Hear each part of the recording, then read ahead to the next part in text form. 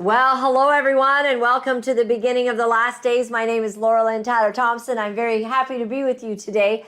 A couple days ago, we had an incredible time. We're going to talk about that, and we've got the incredible Dr. Chris Shoemaker. He was in Toronto at the event there, and also at a follow-up party with someone that we all know because we played his clips over and over, Dr. Robert Malone. I love to open up my Bible every single day and see what my dad thought was important for, for his life and now mine, that he underlined. And interestingly, it came to Matthew 19:29, and it says, "And everyone that has forsaken houses or brethren or sisters or father or mother or wife or children or lands for my name's sake." So what he's saying is, if you have given up stuff, if you have lost stuff, if you have lost family members for my name's sake, you shall receive 100-fold and shall inherit everlasting life. Many that are first shall be last, and the last shall be first. That's very important, and I appreciate that, because little did my dad know that I'd be giving up a fair bit in my life. I would be subject to the slander of all kinds of media, people calling you names like a transphobe, a bigot, that I would give up a job that I loved, that I would lose things in this life because of my stand. And you have too. Many of you in this last 3 years have lost things. You've been put on the chopping block. You've had to deal with things being yanked from your life, and family members that maybe aren't speaking with you. They think you're kind of crazy, all of this stuff. Well, this is exactly what's gone on in our world. And I just appreciate that God says, guess what? We get it back 100-fold. I hope it's in this lifetime. I want to show you something super cool. So Elon Musk, he shared Cosmin D'Souza's. Now, Cosmin is quite an amazing guy. So look at this. Elon Musk, wow, it says. Elon Musk said, wow.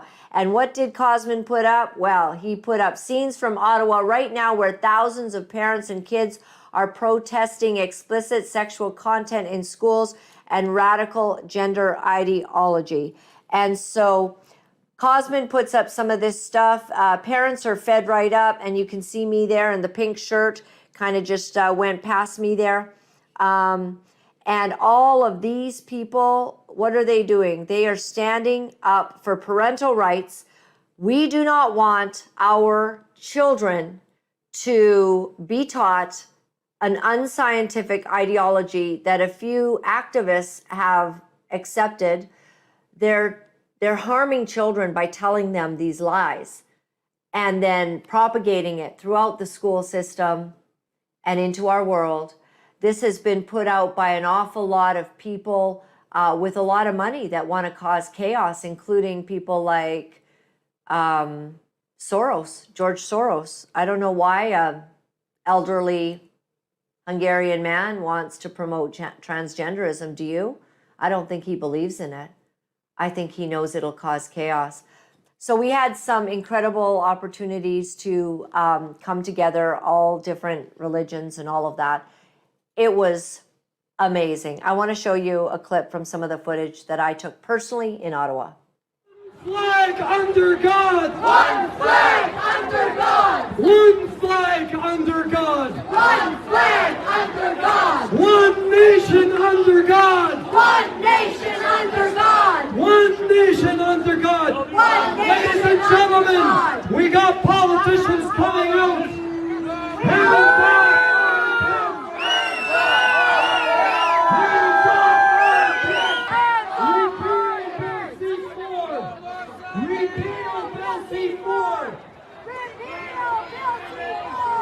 Repeal Bill C-4! Repeal Bill C-4! Repeal Bill C-4! I want to thank the men of Canada who are standing for the children. I thank you. Today, we have Muslims, we have Christians, we have Sikhs, we have Jews, we have atheists, and even some pot smokers. But we stand together.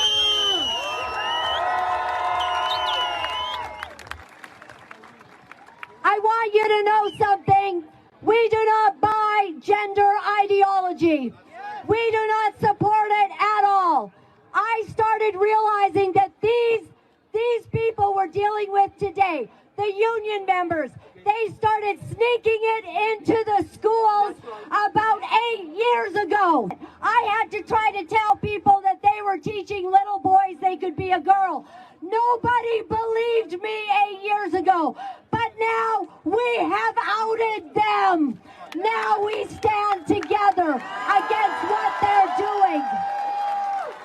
We stand on guard for Canada, and I'll leave you with this final thought.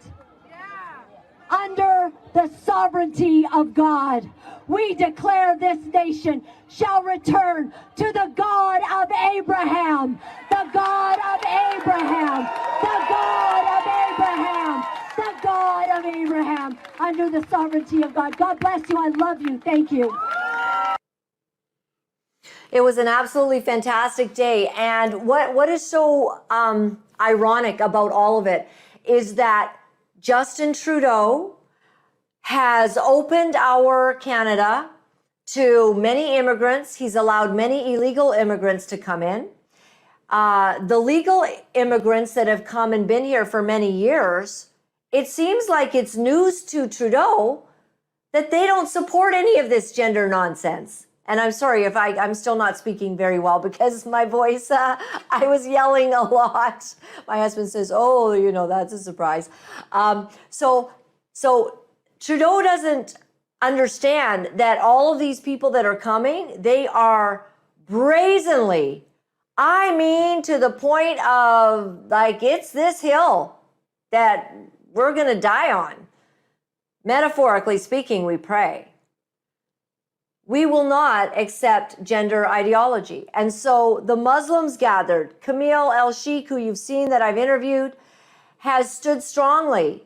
He and his beautiful wife, their 3 children, thousands and thousands of Muslims, Sikhs, Jews there. I spoke with a Jewish rabbi on my live feed. They're there to say, we don't support this, and we're not going to stand for it. And I was on Stu Peters and got to share some of the things that took place there. I also want to show you that Justin Trudeau had a comment yesterday. And so I think on my share you might see it. Justin Trudeau says, let me make one thing very clear. Transphobia, homophobia, and biphobia have no place. There's so many phobias now just being created. Have no place in this country. We strongly condemn this hate and its manifestations, and we stand united in support of 2S LGBTQI plus Canadians across the country. You are valid and you are valued. Well, everyone should be valued. And here's the problem. The problem is that many of us are not feeling valued. Many of us do not feel safe. And so I wrote back to him, let me make one thing clear. You have overstepped your bounds and you are on the wrong side of this issue. The LGBTQ is being supported nonstop. Absolutely. Hey, if you're LGBTQ, you get jobs even if you have no skills. It doesn't matter. You need to fill a quota so that we've got diversity in our company, and you get all kinds of, gifts. You're very gifted, I guess, in this world.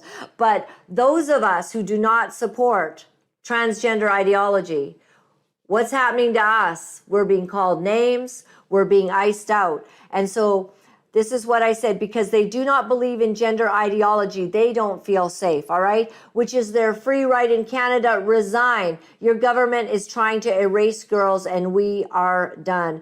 So about 93,000 views so far.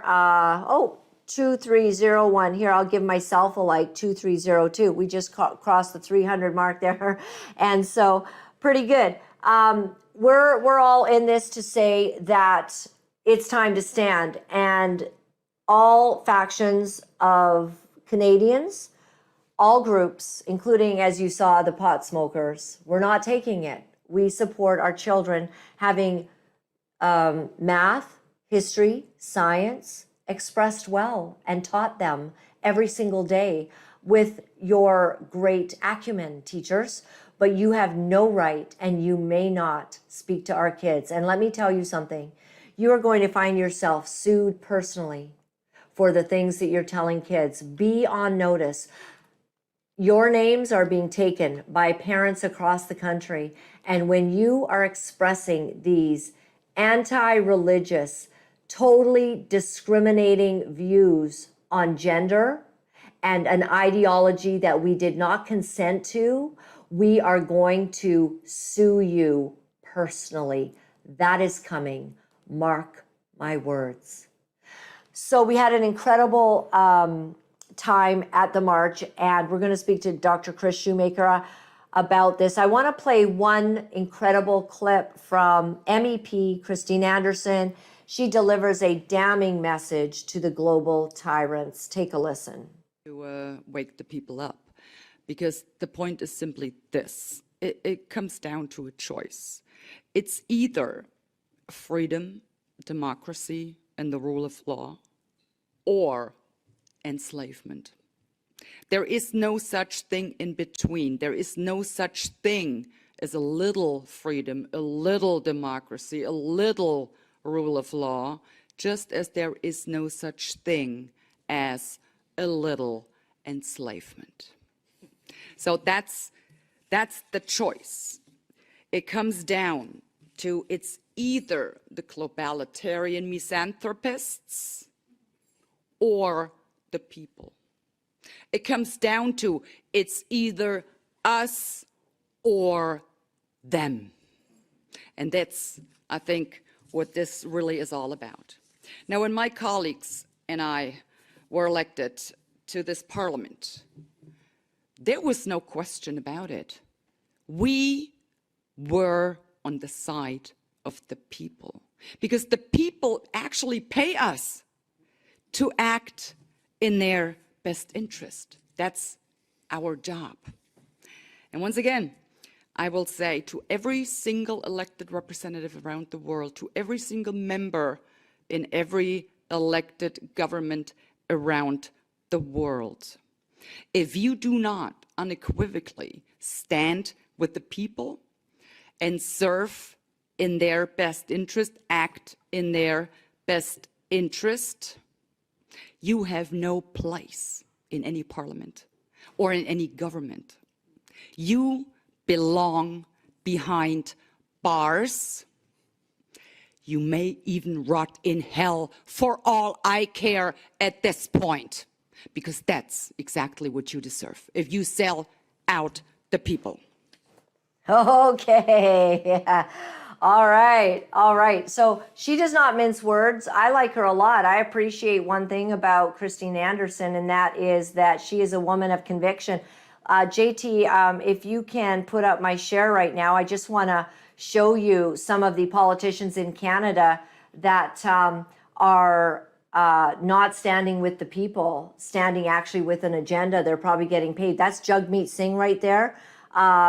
At holding this pride flag, Jagmeet Singh leading our country into hell and debauchery. Jagmeet Singh destroying the lives of children by supporting transgender ideology being taught in our schools.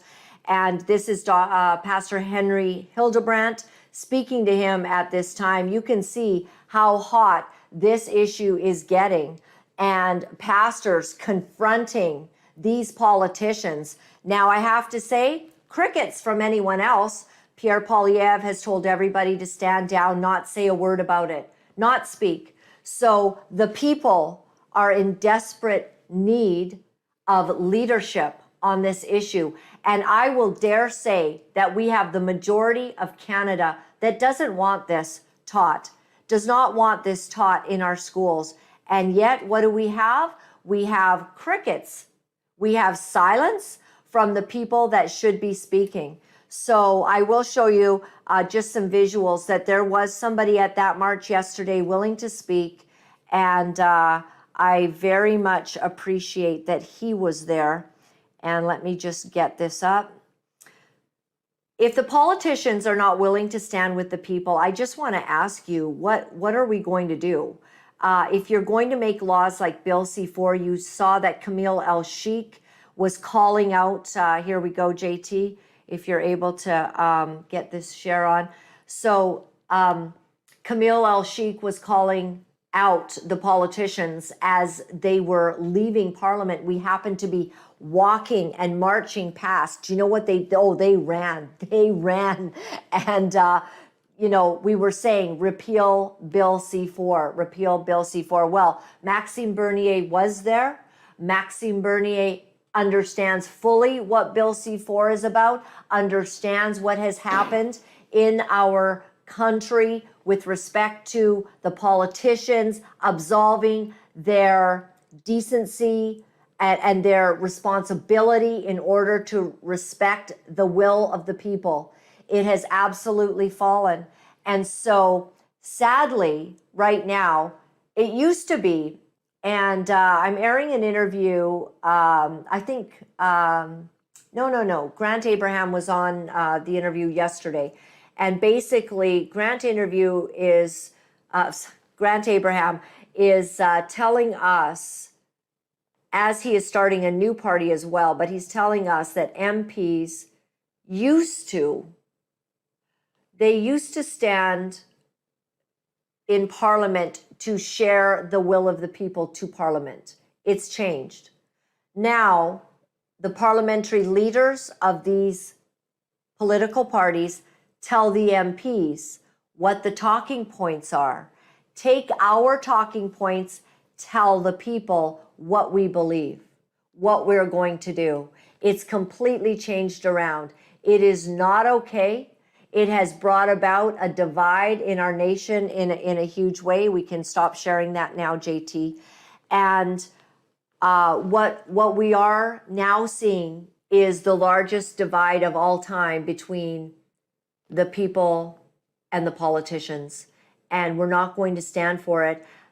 As Camille El-Sheikh yesterday, as Pastor Henry Hildebrandt, as Maxime Bernier spoke, the wonderful Josh Alexander. Please follow him on Twitter, Josh Alexander. Follow Nathaniel Pavlovsky. These are two young men. They are like Shadrach and Meshach. Oh, there's another great kid. Is it Dalton or I'm sorry, I forget his name, but I guess he's Meshach. Okay, so he's Abednego. Shadrach, Meshach, and Abednego, these young three guys, just in their, late teens, early 20s, standing against the assault against women in this country, the assault against women's private spaces for bathrooms. As you know, Josh Alexander stood up and said that, it's not right that boys were going into his school's girls' bathroom. And for that, he's been arrested. He's been ousted out of the school, and he continues to stand. These young men facing criminal allegations for protesting drag queen pedophile hour, at the libraries. And so it is time to stand up against what is going on. We're not mincing words because it's too serious. And apparently we're alone without the politicians, but guess what? We're not alone. Because did you see those thousands and thousands of people that were there at that march? And that took place, by the way, if you go to my Twitter page, you're going to see pictures from all across the country. We do believe that 1 million people gathered. We do believe that across the country. Numbers are coming in, people are weighing in. There's just thousands and thousands and tens of thousands that have gathered across the country to stand against gender ideology. It's a new day, and we're very grateful for it. I want to introduce you to Dr. Chris Shoemaker right now. He's become a great friend of this show. He's been standing up for what is right. And Dr. Chris, welcome to the show. Thank you very much. I understand that you had the privilege of being there yesterday in Toronto area for this march? Yes, absolutely, Laura-Lynn. Hi. Hello. Toronto was a different kind of epicenter for things, and we had an event that was in the north of the legislature, and it was, I would say, easily 9,000 people in the crowd. That they were the crowd, and it was wonderful to be there. I was a modest participant within it. I simply spoke my 3 minutes or so at one point, but the program in terms of what people were saying went on for 2 full hours. The program in terms of what Muslim and other members of our community were speaking to was that they wanted the right as parents to be able to teach their children morals and safety and choice of the fact that they were a boy or a girl and were valued as such. And they wanted not to have things done behind closed doors where parents were not informed of what was going on, and to specifically not have an active encouragement of surgery and given medications to take away their children's fertility. They didn't want that to be the part of what is the school system. So I simply spoke to state that doctors traditionally had the role to talk to parents and to talk on behalf of children with the parents and to let everyone's opinion be the opinion. I feel it should be that way still. Parents should have the right to, until the child is 16 or 17, the parents should be informed of absolutely anything that is being considered for their child's care, from a blood transfusion to a vaccination to how they are treated socially in their school. If anything's going amiss, they, the parents, desire to know. And many of the things in the schools are happening such that the parents are literally not informed of certain things or encouragements that are happening of that nature, Laura. Absolutely. Well, thank you for being there and for speaking. This is a far cry from where we were when we felt that we weren't being heard, that no one was paying attention, and that people were actually fearful to stand. Part of the problem in Canada has been the fear that if you're seen at one of these marches, if you're, doing something, that perhaps you'll lose your job or you'll be called these horrible names that they're calling people. And so that's been the issue, hasn't it? That we needed a lot of people to get on board and to realize that it's time to stand together as one. Well, that's the truth. It's also the truth that we love and care for all of our friends of any sexual preference. There's nothing wrong with being gay or lesbian or homosexual in this world. As a physician, I would treat patients of all circumstances for their physical health or their mental health, and will continue to do so. But we just have to be deeply, deeply concerned that there's a very active desire to create chaos within the minds of children, to give them too many options to consider. And maybe at this point, I'll quote what one of my colleagues said in a separate speech from my own. And he spoke to the fact directly from the World Health Organization's own literature. And the World Health Organization's, which is an arm of the United Nations, and the World Health Organization, among its many faux pas, is telling the world that children should be actively taught about masturbation when they're ages 4 to 8. They should actively be encouraged to practice it when they are from ages 8 to 12, and that they should be actively encouraged to have sexual relations, and without limit as to the age of the person who's having sexual relations with them, that 12 to 14-year-olds should be actively encouraged in the school curriculum to have those sexual relations. The crowd gasped when they heard this. The crowd gasped when they heard that in official literature of the World Health Organization, an arm of the United Nations, that was the exact encouragement that they were giving to teaching environments and what children should be taught, both in their schools and in their health clinics.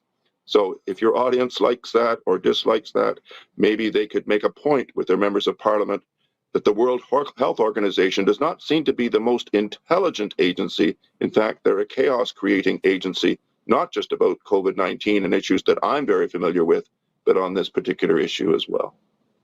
Right. Well, A lot of people now saying basically that they're at the end, they can no longer be silent, that what the UN is doing, what these big organizations, these elitist organizations across the world, they seem to be full of some very nefarious people, Dr. Chris Shoemaker, that think it's perfectly fine to sexualize children, to have these incredibly disgusting books in our schools. And finally, we've come to the place where people are saying, we're not going to take it anymore. Well, certainly the books that are exposed and the words within those books, which I won't repeat here, but the words and images and encouragements of what 7- and 8-year-olds should be actively encouraged to go home, dream about, talk about in the libraries. It's really, really, really sad. Really sad.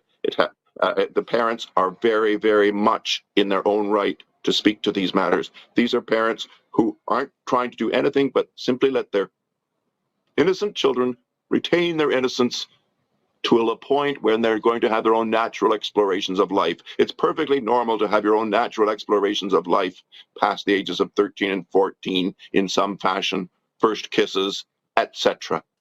And it migrates on to the normal sexuality of life, and people can make their own choices as to whom they are sexually attracted to. That is all okay. And as a physician, I would repeat that that is all okay. But impositions of specific imagery and specifically enhancing some very lurid books and the like into the library, I can't begin to think that that's appropriate. Well, I'll tell you something very interesting. And, with respect to what you're sharing here, Dr. Chris Shoemaker, and we can just release that there, JT. It's wonderful to see some of these visuals of people across the world. Here's the thing, and I want to be very honest with you. Not everyone thinks it's all okay. The Muslims don't think it's all okay. The Sikhs and Christians and Jews actually that make up our country do not think it's okay actually to be gay or to be transsexual. I'm not saying you can't do it. I'm just saying that's not my belief system because I serve God and the Bible specifically, forbids that. But I hear what you're saying as a doctor. I hear that you're saying everyone, and I believe this, I'll put it very clearly. I believe that you get the right to be anything you want to be in Canada because we're free. And freedom is actually a Christian value. Freedom is a Judeo-Christian principle from the Bible, where you get to choose for yourself how you want to live. God has set up his precepts, his principles. So it's not about whether it's okay to be gay or not. And I don't think it is because I follow the Bible. But we have gay friends. We know people that are, living a lifestyle we don't approve of. I actually spoke for quite a period of time with a trans-sexual man who was explaining very accurately and honestly to people about the mental health issues that accompany the trans agenda and the people that are involved in that. So the real thing that is actually making my heart so happy is that all of us now are able to stand with our convictions and say that we are done with the sexualizing of our kids. We have been very silent. People are allowed to get married. You can marry anyone you want. You can live with anyone you want. You can love anyone you want, as they say. That is actually not the issue of why we've all come here. Whether we believe in homosexuality or not is not the issue, but the issue of parental rights. And I think that's where you and I, and a Muslim, and a Sikh, and a Jew, and an atheist who doesn't want kids propagandized, where we all come together. It's an interesting irony that puts our country at a real pivotal place because people that have very deep held convictions in all of the Abrahamic faiths do not accept it, but have not made any issue of it, have not made any issue because freedom is valued. But when it comes to the children, you may not indoctrinate our kids. That's well expressed on your part for sure, and I'll answer any medical questions that you might have also, of And course. I appreciate, Dr. Chris, that you were and are, as a physician, able to express concerns with. Before we move on to a next topic, because I really want to hear about the meeting that you had later that evening, really crucial. Sure. And for that, we're going to let go of probably YouTube for sure in a moment, and Facebook. So you might want to jot that down, but because I'll just leave that in your hands, JT, when you remove this.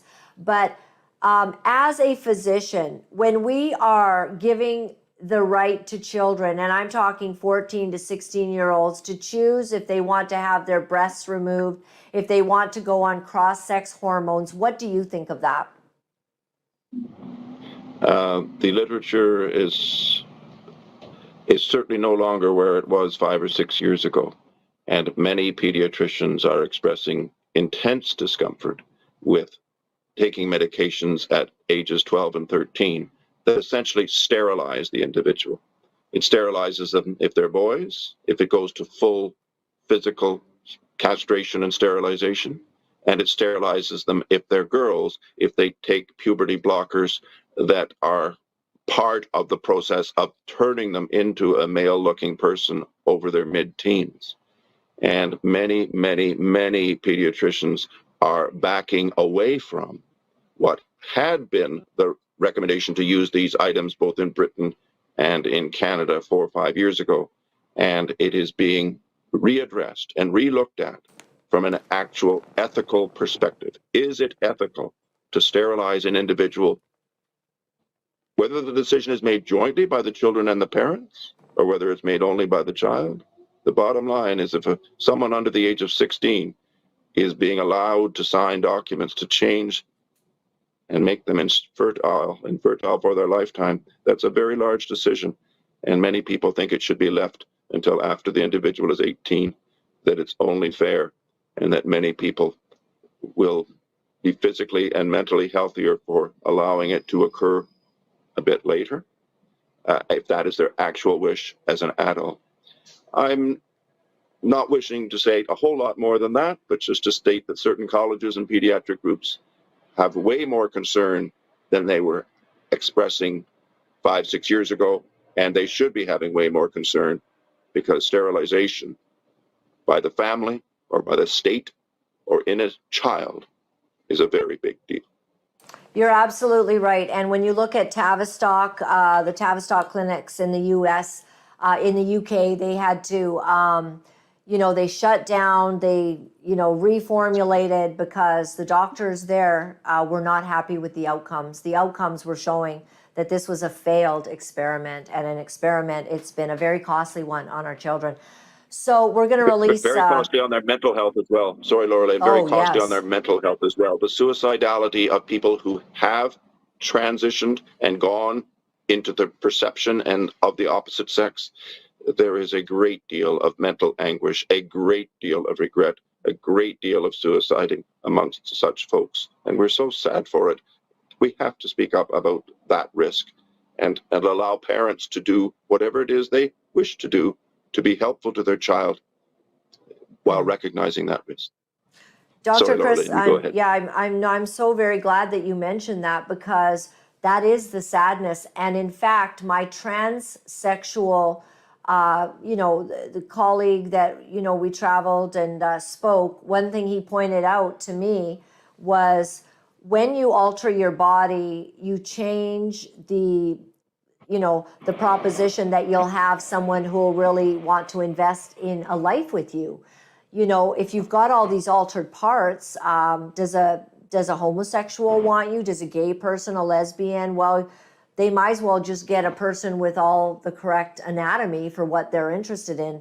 I mean, you're moving yourself into this tiny category of a trans person, and very hard to find true love in your life at that point. And so that leads to very difficult, challenges with depression, suicidality, and whatnot. Thank you for bringing that up.